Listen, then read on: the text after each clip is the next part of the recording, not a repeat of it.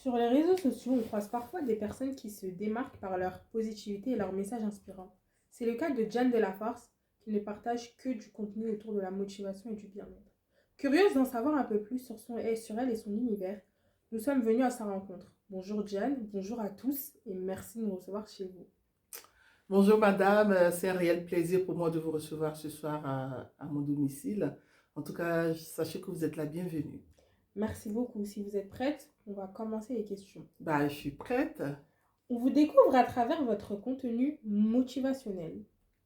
Qu'est-ce qui vous a donné l'envie de partager vos messages sur les réseaux sociaux?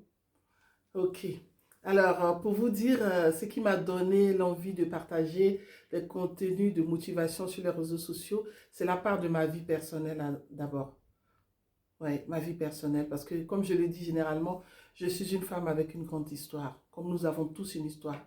Oui, j'ai eu une histoire, elle est tellement vaste, mais je rends gloire à Dieu parce que cette histoire m'a fait grandir, cette histoire m'a fait découvrir ma personne, cette histoire a fait que je suis retournée en moi et je me suis retrouvée en fait. Je me suis retrouvée parce que ça n'a pas été facile, mais cette difficulté a fait que j'ai grandi et ça m'a montré l'autre côté de la vie en fait et ça m'a plus grandi. Alors je me suis dit pourquoi ne pas partager pour dire à quelqu'un ou à quelqu'une qui se sent vraiment abandonné ou quelqu'un qui se sent vraiment en train de mourir, en train de souffrir, dire à cette personne-là que franchement, t'inquiète pas, mais c'est des moments compliqués, mais ça peut aller un jour, si tu crois en toi et que tu crois en Dieu. Et moi, c'est ce que j'ai fait pour que je sois là aujourd'hui. Alors, pourquoi ne pas partager ce qui est bien, ce qui m'a fait aujourd'hui et pourquoi ne pas dire aux autres que vous pouvez le faire aussi. Donc, ce qui a fait que je suis là aujourd'hui. D'accord. Où placez-vous votre limite entre ce que vous partagez publiquement et ce que vous préférez garder privé? Ah, je ne sais pas si je dois dire 50-50 parce que, du genre, déjà, je partage du contenu motivant. Je ne partage pas ma famille. Je ne partage pas ma vie personnelle parce que je me dis, dans la vie, il faut savoir faire la part des choses. Mon objectif sur les réseaux sociaux, ce n'est pas de partager ma vie familiale, non. C'est de partager du contenu motivant qui peut dire à quelqu'un que voilà, ça pourrait aller demain et que tu peux te dépasser. En fait, de zéro, tu peux devenir héros et de rien, tu peux devenir à bien et beaucoup. Et d'une famille de pauvres, comme on le dit généralement, parce que pour moi, il n'y a pas de pauvres. Nous sommes tous riches de quelque chose. D'accord. Tu peux être pauvre d'argent, mais riche en famille, tu peux être riche en famille et pauvre d'argent. Donc pour moi, nous sommes tous riches en quelque chose. Mais le manque que tu n'as pas là, tu peux le combler d'une autre manière, si tu le veux bien. Donc pour moi, je dissocie les choses. Ma famille n'aura rien à voir avec les réseaux sociaux. À quoi ressemble votre vie quand la caméra est éteinte? Ben écoute, une vie normale, hein, une vie de famille, vous voyez, une vie de famille, une vie d'une femme qui vit en Europe, voilà, le matin on va bosser, le soir on rentre dans la famille, on s'occupe de sa famille, et puis voilà, on apprend toujours, on cherche à comprendre les choses, on lit, on se cultive un peu, on fait beaucoup de choses, on fait beaucoup de recherches, voilà, et surtout beaucoup de repos aussi, parce que ça demande de repos. Pour être performant, il faut beaucoup se reposer aussi, voilà. Les week-ends, je les passe en famille quand je suis là, quand je ne travaille pas. Vous êtes assez discrète sur votre vie familiale du coup. Est-ce que vous êtes mariée? Est-ce que vous avez des enfants? Et si oui, qu'est-ce qui motive ce choix de protéger vos enfants de vos réseaux sociaux? Ah, effectivement, cette question revient toujours. Il n'y a pas un jour que je n'ai pas croisé quelqu'un qui m'a demandé mais comment ça se fait, on ne voit jamais vos enfants, votre mari, tout ça, tout ça, tout ça.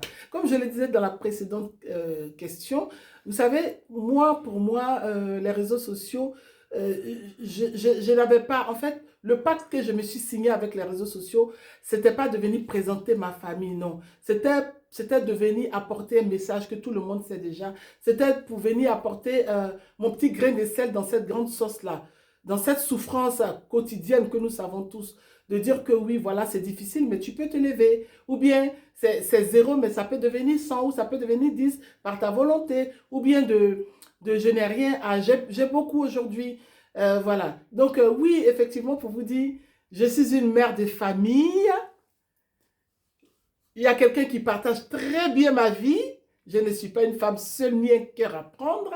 mais j'ai décidé de le garder secret parce que pour moi, il faut savoir dissocier les choses. Pour autant, je respecte ceux qui partagent tout sur les réseaux sociaux parce que je n'ai pas le droit de juger quelqu'un. Chacun est libre de faire de sa vie ce qu'il veut, mais la mienne, je la garde secret. Et puis, pour vous dire aussi, mon choix n'est pas le choix de mes enfants. Le jour qu'ils voudront apparaître avec moi dans les réseaux sociaux, bien sûr, une vidéo, il n'y a pas de problème volontiers, mais pour l'instant, c'est moi qui ai voulu, c'est moi qui assume. Donc, ce n'est pas eux. Mais le jour où ils voudront, vous les verrez. Voilà.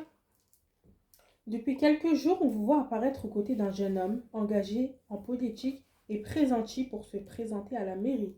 Pouvez-vous nous en dire plus et pouvez-vous nous dire qui est-il et quel lien vous unit? Ah, d'accord.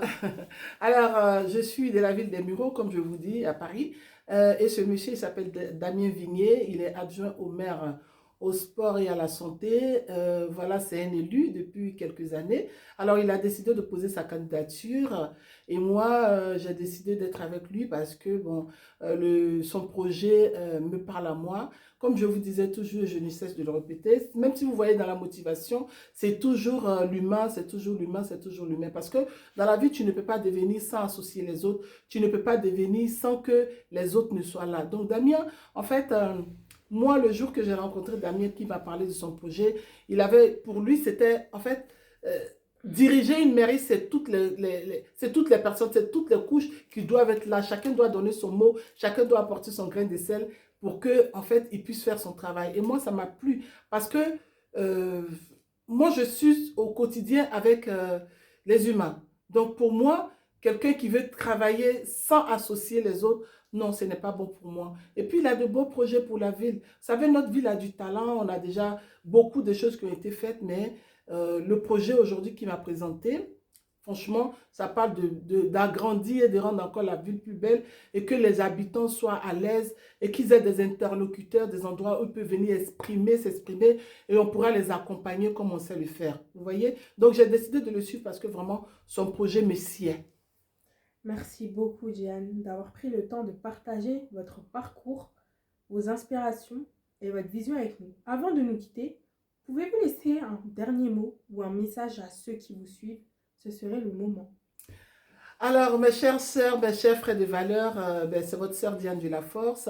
Comme je vous dis toujours, quel que soit ce qui t'arrive dans la vie, il ne faut jamais dire que c'est terminé. Rien n'est jamais terminé tant qu'on vit et on respire. Je suis un exemple vivant, comme je vous le dis toujours, j'aurai le temps, je suis une femme avec une grande histoire. Voilà, une grande histoire parce que je suis vraiment une grande histoire.